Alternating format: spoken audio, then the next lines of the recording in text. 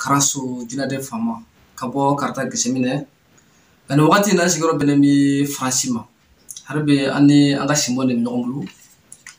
Ningali Munu to me our Dolketato Matomi Kohe Munu Nafakabu. Bi Harbi Aile our Tobukaru Kilimuga Anisegi Sa Karunanina Sam Bafila Muga Anifila Kabe Alagamisaluma. Ningali mime simbo koyala ho anu takabulu no mi aluna somaya nunu ni jinakul nunu na nyona chamati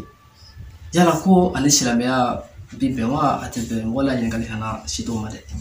kamwe dans so ko niko ni ningali daranye abenama parce que faut anga kuma wala mko kasika famille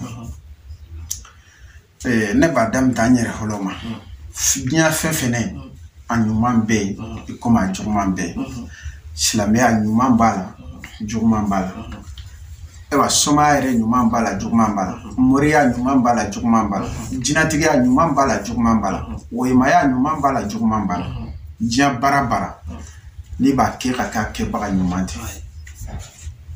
hali hadama denya mo nyuman be mo jugube donc diala tegere ni fly mais ame memho pour que mo la famia ko ala mo site ala kontuna ni ene yambi mbe ala le baraka la mfani mbani mbange ba bolen kwala mbe ala taala ka nema na ka baraka de konobi simo mo bisi mo nyoma ka do kiye ibalo ala ka da henyoyi aka da henye pour que ibisama ibalo ko baraka do ba tigi dala ala le taya ka baraka yi abadi mo ma men kadai abe mo jala abalo minna manka donc ambe ala baraka da o mana boy esmo kramgo tenena kata mali la ginena ni mo baw jira ne kramgo mumbe sarabi o ka chamin balole sungari bay bunyana baraka koso be ala ka misama ambe do kuye ala ka no bela jelena ko harasla suba simo amba do hadama den ni nana jiya kono e ka dala ki nana e ka dala fana kibe sage ni ma banale mete batalima ammo ke utara on ta fa utara duno turbi sam sai banta bali hadama den e ka ke horonte ka ke ladrite ka ke tlena ala magube jiko dela toujours ne ko ma jiko dela basiku mo hele ka wala anga basiku tunyo anga holo mo bal blu ya ho marhab du suke mo ba san kable suno ko garnier sugu ko yoro wala ne fra tan kramo hehenema abetu mesun u besali ne rem hele besum besali c'est-à-dire ala ka bu mo sini ala te nyokono fo mo ko sinima mbode famia ko nimbasi nunu dozo jina ude nindi dozo mawula kono sisa dia diara masima hentli be tu tira holo hal kleo tam o ka sigi tama ka tagala aka gele jina jogo bulu ou bien wula kono henu bulu donc dozo ire sugu munu nyamato fa donc do bi sika twala do be banala o jina kle no e wo kloni nunu nye u bena di doso ma ko bo kasha ni basi ni bolimita e ka ke kiyere la kanda e ka ke ki ko la kanda e ka ke ka dugu la kanda e ka ke ka jamana yere la kanda me ka to bulu ite sunyalike ite jamfake ite mo ma krofo c'est-à-dire u ba tana fi ma ama dima ka hoko ete ala mogotio c'est-à-dire o lere jinaobe ala batu Simon, ne ame sungar de la. No de fo mo mana salome ni tagare de kaburu ko be nyin ngai dala kan bela klenkle. Ne jina e alabatu na sia flanga nyama ma ko no jina ka ya be alabatu na. Ala na mele. Donc ya do dahe ni ala be ba do ko ala be. O jina o nyuma bula ko mi juma fana bula. Jina jugu de be hadama de on kele.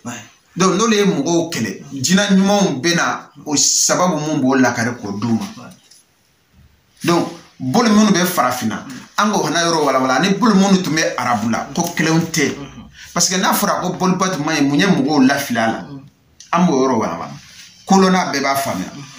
parce que a koto tun bɛ min di fɔlɔ arabu la kabila bɛɛ le ka boli tun b'a bolo donc bɛɛ b'a ka boli bato bɛɛ b'i sali a ka boli ye mais farafin ma deli ka sali boli ye fɔlɔ parce que fo k'u ɲa bɛna an k'o faamuya ko farafin ma deli k'i sali boli ye fɔlɔ an bɛ boli ta le ko k'i yɛrɛ dɛmɛ mais ani k'i sala ye olu tɛ kelen bon an kuntigi Mamadu kisi nɛɛma b'a ma salala salimu ale nata le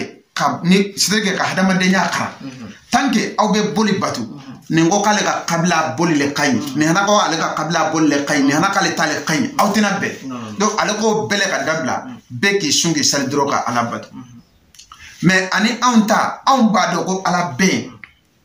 ka sɔrɔ boli ko ka sɔrɔ anw b'a dɔn hali ni maliyɛn farafina ni a sigilen boli kunna a bɛ ko kunna kɛ ala tɔgɔ b'a kɔnɔ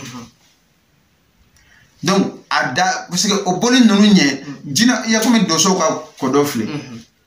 mɔgɔ n'i ye farafina kɛ dosow ka kodɔn ni a tun bɛ sɔn ka sugu faga n'a tɛ wula kɔnɔ jinaw de y'a di dosow ma mais o waati sugu de tun ye marchandise suguw fana jinaw ta de dɔn donc jinaw b'o boliw di pour que a se ka dibi bɔ dosow ni sogow tɛ wula kɔnɔ bon a jinaw bɛ n'i bunna a boliw dɔw i bɛ a sɔn a b'i lakanda ni subaga b'i kɔ ou bien n'i b'a wula kɔnɔ ni jinajugu b'i kɔ boliw bɛ k'i kisi jinajuguw ma mais ani i mi ala kɔntuguna est ce que olu ye ko kelen donc parce que ni hadamaden n tɛmɛ o hakili jɔnya ka jugu kojugu donc hona hakili le ka bɔ jɔnya kɔnɔ quoi bon parce que u y'an nɛgɛw la an k'o bɛɛ to yen sisan Mali filɛ problème min hɛlɛ n'an dana bi mais an ma wuli ka taga tubabuw nɔfɛ wa olu ma ko ala o u ye fɛn min ɲɛɲini k'a bulon yan sini ma sini ni dankari l'u ka hadamadenya na u ka hɔrɔnya n'u ka dignité la u b'a utiliser k'u ka hɔrɔnya bonyali wajibiya mɔgɔw kan n'o ye Irisi ye o ye Ameriki ye o ye Faransi ye hali sini n'a gara jamana bolo farafinna hali n'a gara Arabu Saoudi bolo hali bolo olu nɔfɛ k'olu kana bila kanda parce que mun y'a kɛ u ye fɛn dɔ le bonya n'o tɛ ala bɛ yen o mais olu fana ta y'u ka fanga ye donc hadamaden ɲɔgɔn mita dɔrɔn donc mɔgɔw k'a dɔn k'a fɔ ko an fɛ fɔlɔ min ye bamanya ye dɔgɔtɔrɔso tun tɛ yen mɔgɔ tun bɛ san 100 balo donc n'a fɔra ko dɔnnikɛla ou bien somakɛ a fɔra jigitugula de don ka hadamadenw furakɛ ka hadamadenw bɔ kungo gɛlɛn kɔnɔ ka hadamadenw dɛmɛ ka hinɛ ka makari ka tila ka kɛ hɔrɔn tɛ ka kɛ danbetigi kulankolon janw ye kana sɔrɔ a la burusɔkɔnɔlaw la mais sani ko canda bɛɛ ka taa burusɔkɔnɔlaw la ko karisa tun ye ko dɔnnikɛla ba dɔn i ka taga n'i y'a sɔrɔ kulan kelen na a b'a yɛrɛ faga mais n'o hɔrɔnyaw banna bi kana kɛ dɔrɔn c'est à dire kana ni ku yɛrɛ ye min bɛ se ka danbe yɛrɛ nagasi bon an b'o gɛlɛya de kɔnɔ donc k'a yira maliyɛnw la lamɛnnikɛla bɛɛ jalajɛlen na an ka jija an ka taabolo kan parce que ala n'a tun ka di ala ye n bɛ kuma kelen min a bɛ bɛɛ kaɲa mais mun na ala ye bɛɛ bila ta jamana kan ka bɛɛ ka ta kilɔri ten ka dɔ fiɲɛ ka dɔ jɛya ka bɛɛ sigi dan na o kɔtɛ le mun alahu taala le ye seba ye min ka d'ale ale b'o kɛ donc o kuma kelen nɔ toujours farafin an ka ɲɔgɔn mita k'i tɛgɛ di ɲɔgɔn ma ka kɛ ɲɔgɔn fɛ ka hasidiya dabila ka ɲankuya dabila nin n'a ɲɔ kɛ k'i tilen wallahi an bɛ lahara min nɔ ye an b'o sɔrɔ parce que lahara tɛ sɔrɔ lahara de lahara bɛ sɔrɔ kɛnɛmaya parce que fo mɔgɔw a ka walanwalan n bɛ se ka kɛ kuma kan tugun k'i sun k'i sali i t'a ɲuman kɛ o a naha n'i yɛrɛ dɔrɔn de kan an faw ni an baw b'a fɔ an ɲɛna wagati bɛɛ ko karisa ko i bɛ diɲɛ ko kunɛ kɛ k'i sun k'i sali ko naha bɛ se e yɛrɛ de ma parce que mais n'i kɛta hɔrɔn ten kɛta mɔgɔ tilennen ten o naha bɛ se kabila ma naha bɛ se jamana ma naha bɛ se sigida ma naha bɛ se diɲɛ ma donc fo n'an ka kɛ hɔrɔn ni danbetigi ni mɔgɔ tilennen ten ka silamɛya hɛrɛw kan donc an ka ɲɛnamaya wallahi farafina ile ni denga no ambe ba ko mais no ma do hada ma den ko la donc aketa sisa c'est-à-dire ni bi dia jigo bila tangue e konim bentreke ba jedo ko misir la kana non e ka jigo bela jelen kany bo sigidaw be nyani ngaji donc fo anga kuma ni hanaka ka wala ndi mogolo ka fam sinon simo ambe sumar de la ne lo ni mogo ye anye anyuma be atuma be munu ba hakole somawe kolite ala fe o yolo hanaka kunkulu bena ka droit mene ba do fembe juye alay ne sini ne islam de fa islam ba islam